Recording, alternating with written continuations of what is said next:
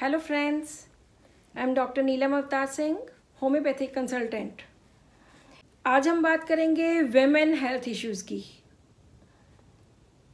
Women health issues include हर वो problem जो किसी भी औरत को हो सकती है, उसके किसी भी बॉडी ऑर्गन के साथ रिलेटेड, लाइक यूट्रस के साथ या ओवरीज के साथ या फेलोपियन ट्यूब्स, वजाइना, ब्रेस्ट, इन सब चीज़ों में कोई भी जो प्रॉब्लम होती है वो विमेन हेल्थ इश्यूज़ में इंक्लूड की जाती है।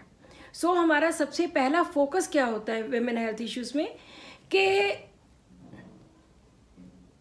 उसकी सबसे पहले बीमारी को डायग्नोज करना, अर्ली डायग्नोसिस। अगर हम अर्ली डायग्नोज कर लेंगे, बहुत सारी ऐसी प्रॉब्लम्स हैं जिनमें अर्ली डायग्नोज होने से बीमारी से बचा जा सकता है, बहुत आसानी से बचा जा सकता है। कौन कौन सी ऐसी बीमारियां होती हैं जो मोस्टली विमेन में पाई जाती हैं? सबसे पहले tumours. It can be fibroid uterus और it can be breast tumours. They may be from benign to malignant. Cancerous हो सकते हैं, नॉन कैंसरस हो सकते हैं, और काफ़ी सिस्ट वगैरह हो सकते हैं जो कि ओवरीज में ज़्यादा पाए जाते हैं। एंडोमेट्रियोसिस है, मेंस्ट्रुअल इरेगुलरिटीज़ हैं, मेंस्ट्रुअल डिसऑर्डर्स हैं, हार्मोनल इम्बैलेंस है और सेक्स रिलेटेड इश्यूज़ हैं। आज हम बात करेंगे उस इशू की जो आजकल के टाइम पे बहुत ज़्यादा बच्चों में, ख़ास करके गर्ल्स में, अर्ली एज वेमेन में ज़्यादा ये प्रॉब्लम पाई जाती है। So we are talking about PCOD और PCOS।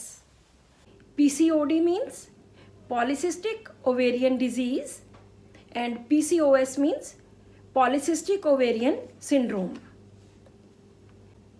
PCOS एक हार्मोनल डिसऑर्डर है जिसमें हार्मोन्स इम्बैलेंस हो जाते हैं। इस वजह से ओवरीज प्रॉपरली काम नहीं कर पाती। सिंपल मेंस्ट्रुअल डिसऑर्डर से लेके इनफर्टिलिटी तक की प्रॉब्लम्स हो जाती हैं। जो ओवरीज हैं वो एनलार्ज हो जाती हैं और उनके साथ जो फॉलिकल्स होते हैं वो सिस्ट में बदल जाते हैं। या तो वो प्रॉपरली मैच्योर नहीं होते और प्रॉपर एग नहीं बन पाता, या फिर एग बन जाता है तो वो प्रॉपरली रप्चर नहीं हो पाता। So these are various disorders जिसमें ओवरीज प्रॉपरली फंक्शन नहीं कर पाती। PCOS क्या होता है? Polycystic ovarian syndrome. ये थोड़ा सीरियस किस्म की प्रॉब्लम है। PCOS के पेशेंट्स थोड़े PCOD वाले ज़्यादा होते हैं, लेकिन PCOS के थोड़े पेशेंट्स कम होते हैं क्योंकि ये ज़्यादा कॉम्प्लिकेटेड प्रॉब्लम है। इसमें फर्टिलिटी इश्यूज़ बहुत ज़्यादा होते हैं, स्टरलिटी हो जाती है, प्रेगनेंसी नहीं हो पाती और थोड़ा कॉम्प्लिकेशन ज़्यादा हो जाती हैं इसमें। PCOD में एग तो बनता है लेकिन फर्टिलिटी के इश्यूज़ इतने ज़्यादा नहीं होते, बट PCOS में ये फर्टिलिटी के इश्यूज़ ज़्यादा होते हैं क्योंकि इसमें हार्मोन्स ज़्यादा इम्बैलेंस हो जाते हैं। More over this is a metabolic disorder. अगर हम सिम्टम्स की बात करें तो सबसे पहली बात, इर्रेगुलर मेंस्ट्रुअल पीरियड। कभी पीरियड्स 6 महीने के बाद आते हैं, कभी 4 महीने के बाद आते हैं, कभी साल में एक ही बार आते हैं, कभी बार बार भी आ सकते हैं, रिपीटेडली आ सकते हैं, एक महीने में 2 बार आ जाते हैं। और ब्लीडिंग भी उसमें या तो बहुत स्कैंटी हो जाएगी, बहुत कम हो जाएगी, या बहुत प्रोफ्यूज हो जाएगी, या प्रोलॉन्ग्ड हो जाएगी। 10-10 दिन, 15-15 दिन रुकती ही नहीं है ब्लीडिंग। और इसकी सेकंड जो मेन प्रॉब्लम होती है वो हेयर ग्रोथ होती है। 60-70% जो पेशेंट्स हैं उनके हेयर ग्रोथ होती है। चिन पे हेयर आ जाते हैं जैसे मेल्स के होते हैं, तो यहाँ पे, चेस्ट पे, एब्डोमेन पे, और कई लोगों के बहुत सारे पूरी बॉडी पे जो मेल्स के थिक हेयर होते हैं, इस तरह के हेयर हो जाते हैं सो ये बहुत बड़ा इशू है आज का। बहुत सारी गर्ल्स आती है हमारे पास जिनके चिन पे बहुत सारे हेयर, थिक हेयर होते हैं, जिनको रिमूव करवाने के बाद भी वो रिमूव नहीं हो पाते। बहुत सारे पेशेंट्स हैं जो लेज़र करवाते हैं, लेकिन लेज़र होने के बाद भी फिर से, क्योंकि उनकी प्रॉब्लम ठीक नहीं हुई होती, PCOS या PCOD ठीक नहीं हुआ होता, तो उस कारण उनके हेयर भी ठीक नहीं होते, चाहे वो लेज़र करवा लें। लेज़र करवाने के बाद भी पेशेंट्स को बार बार लेज़र की सिटिंग्स देनी पड़ती हैं। 1 साल के बाद दोबारा करवाना पड़ता है या 2 साल के बाद दोबारा करवाना पड़ता है, बिकॉज जो अंडरलाइंग कॉज है वो तो ख़त्म नहीं हुआ। अगर अंडरलाइंग कॉज ख़त्म होगा, ओवरीज प्रॉपरली सिक्रीट करेंगी अपने हॉर्मोन्स को, तभी ये प्रॉब्लम ठीक होगी। अगर नहीं करेंगी तो ये प्रॉब्लम बढ़ती चली जाएगी और ऐसे ही रहेगी। तीसरी इसकी सबसे बड़ी प्रॉब्लम आती है एक्ने की। और जो हार्मोनल इम्बैलेंस या हार्मोनल डिसऑर्डर की वजह से एक्ने होते हैं, वो बहुत ज़्यादा बड़े बड़े फेस के ऊपर, फोरहेड पे, शोल्डर्स की बैक साइड पे या जनरल बैक साइड पे, बहुत ज़्यादा फ्रंट पे भी हो सकते हैं, बहुत सारे नंबर में होते हैं। ये इसकी बहुत मेन प्रॉब्लम है। उसके बाद अगली प्रॉब्लम आ जाती है वेट गेन की। मोस्टली PCOD या PCOS पेशेंट्स का बहुत ओबीस होते हैं ये लोग, और इनमें बहुत ज़्यादा वेट गेन होता है। लेकिन मैंने कुछ पेशेंट्स ऐसे भी देखे हैं जो बहुत ज़्यादा सूख जाते हैं, बहुत ज़्यादा पतले हो जाते हैं। और एक और प्रॉब्लम इनकी रहती है कि इनकी स्किन जो है वो डार्क होनी शुरू हो जाती है, specially on folds. Dark patches हो जाते हैं, लाइक नेक पे यहाँ डार्क पैचेस हो गए, और ग्रॉइन्स पे हो जाती है। इसके सिवा जनरल जो हमने देखा है, हेडेक भी इसकी एक मेन प्रॉब्लम है। तो these are the symptoms of PCOD। सबसे मेजर इश्यू तब होता है जब ओवुलेशन नहीं हो पाता, क्योंकि या तो ओवरी एग प्रॉपरली प्रोड्यूस ही नहीं कर रही, या फिर अगर प्रोड्यूस कर रही है तो वो प्रॉपरली ठीक ढंग से रिलीज़ नहीं हो रहा। उसका जो ल्यूटिनाइजिंग हार्मोन है वो ट्रिगर नहीं कर रहा प्रॉपरली एग को रिलीज़ होने के लिए। अगर एग प्रॉपर टाइम पे रिलीज़ नहीं होगा तो भी प्रेगनेंसी नहीं होगी। सो सबसे मेजर प्रॉब्लम तब आती है जब वेमेन की चाइल्ड बियरिंग एज में, उनकी शादी को बहुत साल हो जाते हैं और उनकी प्रेगनेंसी नहीं हो पाती। ये सबसे बड़ा इशू हो जाता है। ये PCOS में ज़्यादा देखा गया है। हमारा सबसे बड़ा फोकस होता है कि वेमेन की हेल्थ को कैसे मेंटेन किया जाए।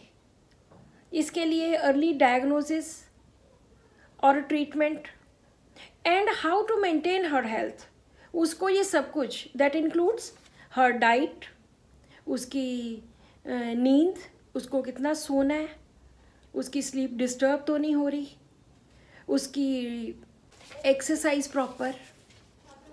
Proper test and investigations. आजकल तो सभी जगह पे बहुत बड़े बड़े हॉस्पिटल्स हैं और इनिशियल स्टेज पे ही बहुत सारी प्रॉब्लम्स का पता लग जाता है। और अगर इनिशियल स्टेज में ही पता लग जाता है तो नेचुरल है कि उसका इलाज भी ठीक तरह से हो जाता है। मैं हर वुमेन को ये सलाह देना चाहती हूँ कि कभी भी अपनी किसी भी छोटी से छोटी प्रॉब्लम को भी कभी भी इग्नोर मत करो। हमेशा कोई भी अगर सिम्टम आपको आता है तो आप you go to doctor immediately, चाहे जनरल डॉक्टर के पास, चाहे गायनेकोलॉजिस्ट के पास, किसी के भी पास जाओ तो आपको वो चेक जरूर करवाना चाहिए ताकि आपको पता चल जाए कि क्या प्रॉब्लम है। ये कुछ बातें हैं जो PCOD या PCOS के बारे में हर एक को जाननी चाहिए। अब इसके बाद हम बात करेंगे कि इसका ट्रीटमेंट। इन होम्योपैथी हम हर पेशेंट को उसके सिम्टम्स के अकॉर्डिंगली उसका इलाज करते हैं। जैसे जिस तरह वो पेशेंट आता है, मैं हर वीडियो में यही बताती हूँ कि जिस तरह वो अपना केस प्रेजेंट करता है, जिस तरह वो उस बीमारी को लेके जो महसूस कर रहा है, जो वो फील करता है, जो अपनी बीमारी के बारे में सोचता है, हम वो कंसिडर करते हैं। हमारे लिए पेशेंट की साइकोलॉजी जाननी, उसके फिज़िकल सिम्टम्स जानने, ये बहुत ज़्यादा ज़रूरी होते हैं। मैं कुछ जो ट्रीटेड केसेस हैं, जो बहुत अच्छी तरह से ट्रीट हुए हैं, मैं कुछ केसेस आपको बताती हूँ। सबसे पहले एक बहुत साल पुरानी बात है कि एक लड़की मेरे पास आई, उसको शी हैड उसकी चिन पे बहुत सारे हेयर थे और वो रिमूव करती थी, और बहुत सालों से 4-5 साल से उसको प्रॉब्लम थी। तो उसने जब मेरे पास आई तो उसने कहा कि उसको उसके पीरियड्स भी ठीक नहीं आ रहे, एंड उसकी चिन के जो हेयर हैं वो भी इतने थिक हैं कि वो रिमूव करती है और एवरी 3rd-4th डे वो फिर से दिखने शुरू हो जाते हैं। तो जैसे कि हमारे होम्योपैथी में है कि हम सिम्टम्स पूछते हैं, उसके पेशेंट की साइकोलॉजी के बारे में जानना, उसके मेंटल मेकअप के बारे में जानना, उसकी मेंटल स्टेट के बारे में जानना हमारे लिए बहुत ज़रूरी होता है। तो केस तो बहुत लंबा था, बातें करते करते उसने मुझे बताया कि वो रिश्तों के बारे में जब क्वेश्चन पूछा गया तो उसने बोला कि I hate my father. I asked her कि ऐसा क्या हुआ कि क्यों अपने फादर को इतना ज़्यादा आप हेट करते हो? कहते I don't want to see his face, मैं तो उनकी शक्ल तक नहीं देखना चाहती। मैंने कहा ऐसा हुआ क्या है कि आप शक्ल तक नहीं देखना चाहते, आप इतने ज़्यादा उनसे डिस्टर्ब हो, इतने ज़्यादा तंग हो, ऐसी क्या बात है? देन शी सेड के वो एक ऐसा बंदा है जिसने हमारा जीना दुर्भर किया हुआ है। मेरी मदर को वो मारता है, उसने उस बंदे ने, मेरे फादर ने इतनी हमारी पिटाई की जब छोटे होते थे, बिना बात के, बिना कारण के। कभी हमें कोई चीज़ चाहिए होती थी वो नहीं लेके देनी, कभी पैसे नहीं देने खर्चने के लिए, कभी कोई चीज़ ज़रूरत वाली भी चीज़ें वो नहीं लेके देता था। So I really hate that person. उस वक्त हमने जैन शॉल्टन का सेमिनार करवाया था, तो सेमिनार में हमने डॉक्टर जैन शॉल्टन जो नीदरलैंड से यहाँ आए थे, तो उन्होंने हमें बहुत अच्छी रिजेंटमेंट की बातें बताई कि हम पेशेंट को कैसे इन रिजेंटमेंट से ठीक कर सकते हैं। तो जो हमारे रेपर्टरी में ऐसा रूब्रिक रिजेंटमेंट नाम का तो कोई नहीं था तब, अब तो चाहे न्यू रेपर्टरीज में ऐड हो गए हैं।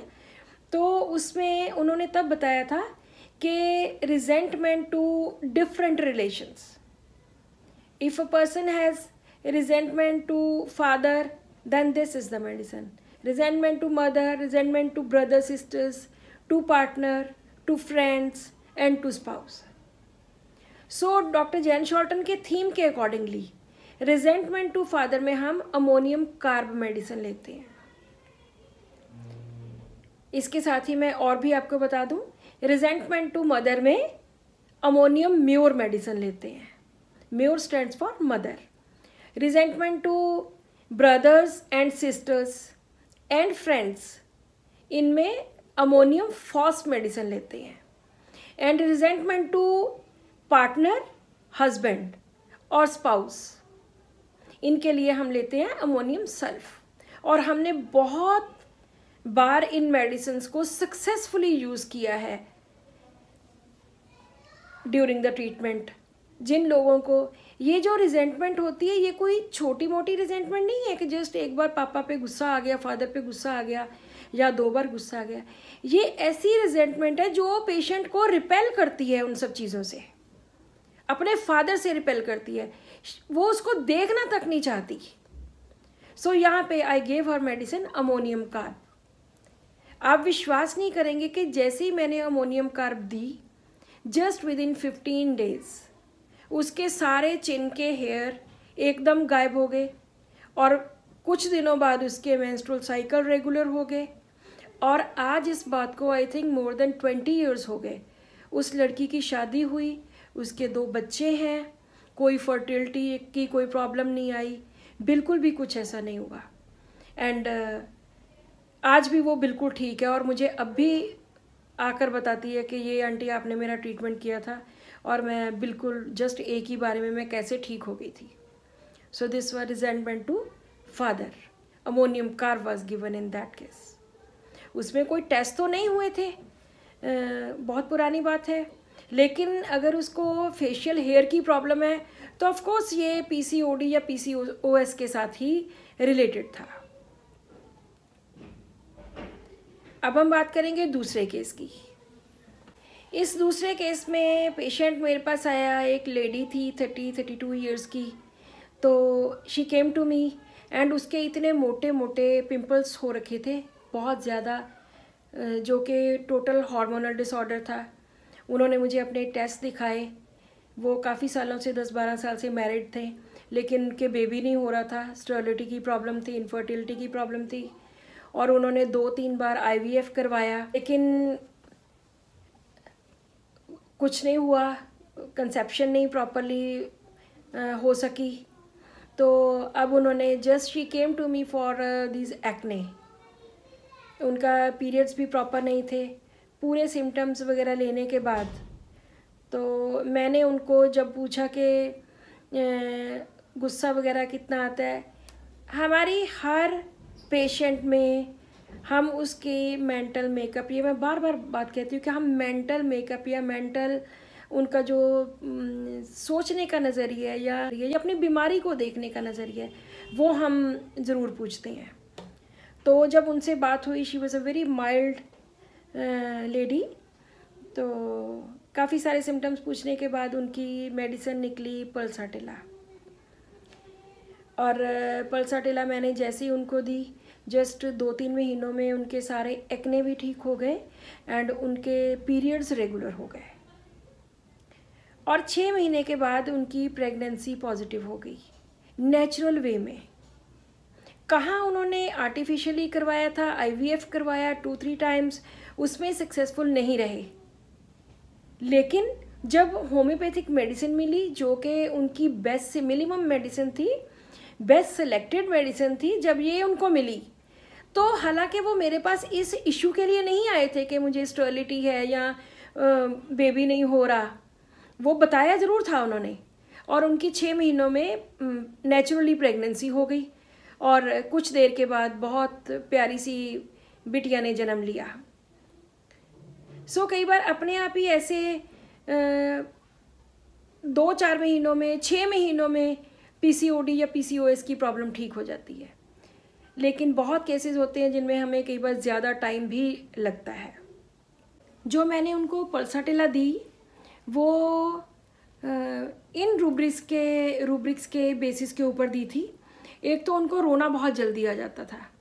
पल्साटिला का पेशेंट हमेशा जब भी हमारे पास आता है तो वो 2-3 बार तो रो ही लेता है, क्योंकि इनका रोना इनके नाक पे रखा होता है. और इनको प्यार करने की, प्यार करवाने की बहुत ज़्यादा इच्छा रहती है. इनको हमेशा यही लगता रहता है, मुझे तो ये पूछते नहीं है. तो इस लेडी ने भी बताया मुझे कि कोई और चाहे पूछे ना पूछे, एटलीस्ट हस्बैंड तो पूछ लें. Neglected feeling, fondle desire to, careless desire to. और हमेशा इनको यही लगता रहता है कि हम अकेले हैं, मुझे कोई पूछता नहीं है. सो इस लेडी में भी यही सिम्टम्स थे जिनके बेसिस के ऊपर मैंने इनको पल्साटिला दी थी और पल्साटिला से ठीक हुए थे. ये एक और केस है पॉलीसिस्टिक ओवरीज का, जिसमें पेशेंट एक लड़की है 21 ईयर्स की. उन्होंने बताया कि उनको पीरियड्स कभी भी without medicine, without allopathic medicine आते ही नहीं है, कभी भी नहीं आते. और उन्होंने बहुत साल एलोपैथी का ट्रीटमेंट करवाया, फिर बाबा रामदेव का भी ट्रीटमेंट करवाया, लेकिन कहीं से भी उनकी पॉलीसिस्टिक ओवरीज जो ठीक नहीं हुई. तो वो बहुत साल पहले की ये भी बात है. तो then she came to me. दूसरा, इनकी भी चिन पे हेयर थे और इन्होंने लेज़र करवाया था. इस केस में रूब्रिक्स बहुत क्लियर कट थे और बड़े टू द पॉइंट थे. पहला था कि बहुत नरम स्वभाव की लड़की, और बहुत डरपोक, टिमिडिटी बहुत ज़्यादा, डरपोक बहुत ज़्यादा, और अंधेरे से इतना डरती थी। रात को तो क्या, वो कहती मैं तो दिन में भी कभी अकेली नहीं रह सकती। और देखने में बहुत सुंदर थी ये लड़की। And she said me one thing कि डॉक्टर साहब मैं सुंदर हूँ ना, और जितनी सुंदर हूँ मैं हमेशा इतनी सुंदर ही रहना चाहती हूँ। तो ऐसा डोके। सो इसमें हमारा एक रूब्रिक है, delusion beautiful she is and wants to be beautiful, कि वो सुंदर भी है और ऐसे बने रहना चाहती है। So this is singular medicine in this rubric. जो मैंने रूब्रिक्स लिए वो थे, number 1 mildness, timidity, cowardice, fear dark, fear alone of being, fear alone of being at night, and delusion beautiful she is and wants to be. तो इन सब में सिर्फ एक ही मेडिसिन आती थी, दैट वाज सट्रामोनियम।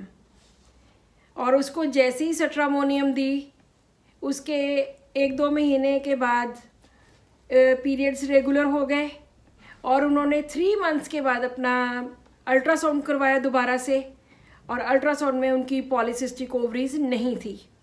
और इस बात से वो हैरान हुए कि हम तो इतने सालों से मेडिसिन खाई जा रहे हैं, और हर बार जब भी अल्ट्रासाउंड 6 महीने साल के बाद करवाते थे, हमेशा पॉलीसिस्टिक ओवरीज आती थी।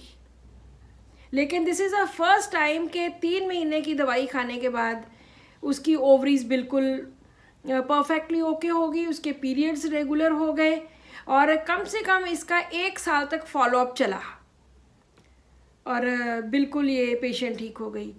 सो होम्योपैथी में there are many medicines which can be used in polycystic ovaries, in PCOD और PCOS। लेकिन इसमें हमने सबसे इम्पॉर्टेंट बात क्या है कि हमने हर पेशेंट का mental makeup and mental setup और उसका how she presents her case, ये बहुत ज़्यादा इम्पॉर्टेंट है हमारे लिए। सो कोई भी प्रॉब्लम ऐसी नहीं है कि ठीक नहीं हो सकती। पॉलीसिस्टिक ओवरीज में बहुत अच्छे रिजल्ट्स मिलते हैं, और बहुत सारे हमारे डॉक्टर्स हमें रिजल्ट्स बताते हैं डिफरेंट ग्रुप्स में। So if you have some problem like this, like polycystic ovaries और सम मेंस्ट्रुअल डिसऑर्डर्स, या आपको फर्टिलिटी की प्रॉब्लम है, स्टर्लिटी की प्रॉब्लम है, I advise go to some good homeopathic doctor, और ज़रूर होम्योपैथी मेडिसिन लो, you will be all right. Thank you so much for watching this video and keep watching my videos. If you have not subscribed till now, please do. Thank you so much.